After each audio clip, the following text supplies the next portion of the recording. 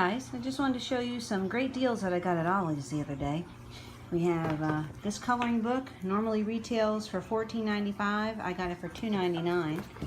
Then we have this one with fall prints in it, and normally retails for $14.95. I got it for $1.99. Home for the holidays. It's all Christmas designs, and that also rung in at $1.99 as opposed to $14.95. And I got these colored pencils. You can see they were normally $6.97. I got it for $3.99, and I got a whole package of really pretty colored paper. It's normally $5.99. I got it for $1.99. You can see it's all of these. I'm going to use them for my scrapbook, but I figured I'd just give you a quick look. I decided to use this page from that new pack of papers that I got for the back of the sketchbook, the back cover. So I'm going to go ahead and glue that in place, and I'm going to use this on the opposite page. I know it's a little striking, makes it look a little busy, but that's okay, I like it. Hi guys, and welcome back to the channel. Remember those coloring books that I got real cheap the other day at Ollie's? Well, I'm going to use them and the tracing paper that I got. It was either at Michael's or Hobby Lobby, I forget now, but it was on sale too, 50% off. I'm going to go ahead and use them to make Christmas ornaments. At least that is the plan anyway. I'm going to find pictures that I like inside the coloring books, and then use the tracing paper to copy them and transfer the images onto little pieces of wood that I'm going to cut out of some spare pallets that we have outside the house. Now I could draw some of these images freehand, but I choose not to because I want to have multiple pictures of the same, or multiple ornaments I should say, of the same design. So using the tracing paper will help me keep everything uniform.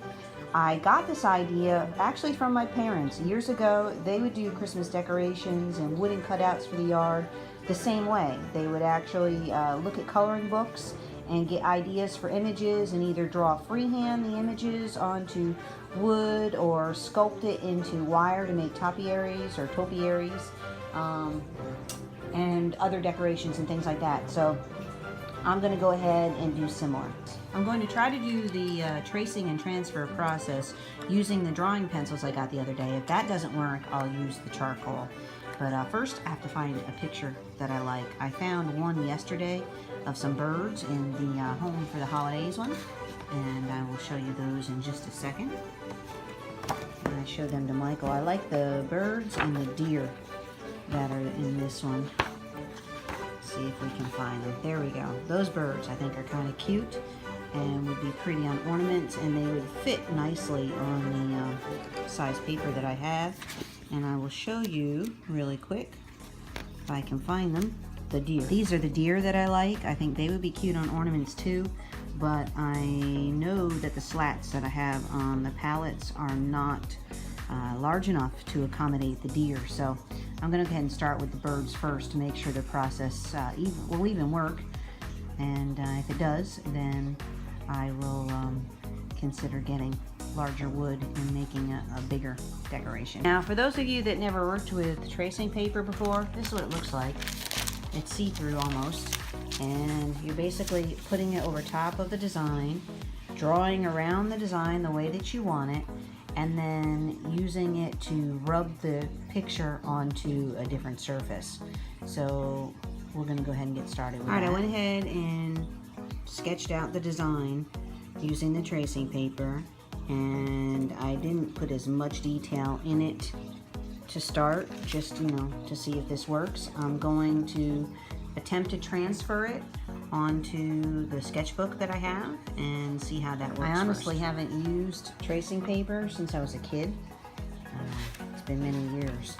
That's why I am testing it out first. Now, you put the picture, the side that you drew on facing down, and then you are supposed to rub or use your pencil to go ahead and transfer the image. I don't know if I can hold the camera and do this at the same time. So basically you're going like this. You're going to put that down and then use your pencil to go like this. All over that. And I'll show you what that looks like in a second. I finished doing that. Now let's see if it actually worked. I didn't press super hard. I'm hoping it transferred. And it did! Ta-da! Okay, now depending on what you're doing with these kinds of transfers, you can go back and outline it more, paint it, color it, do whatever you want. I'm just going to go ahead and outline it some more and use this image in my sketchbook. And if you notice, it does, I should mention, come out as a mirror image. So you do want to keep that in mind when you are using tracing paper, that whatever you do when you go to put it back on the paper is going to come out backwards. So, alright, and that's what it looks like once I've went back and darkened the lines up a bit. I'll probably, while I'm messing with the tracing paper, use this sheet to transfer a few more items onto this page and just leave it at that for now until I get a chance to get the jigsaw out and cut out the wood for my Christmas ornament. There's the second bird, and I transferred that as well. So now the interior of the sketchbook looks like that. I'm going to go ahead and fill in those lines. I also wanted to show you this. You can use the transfer paper more than once. See that little blob there?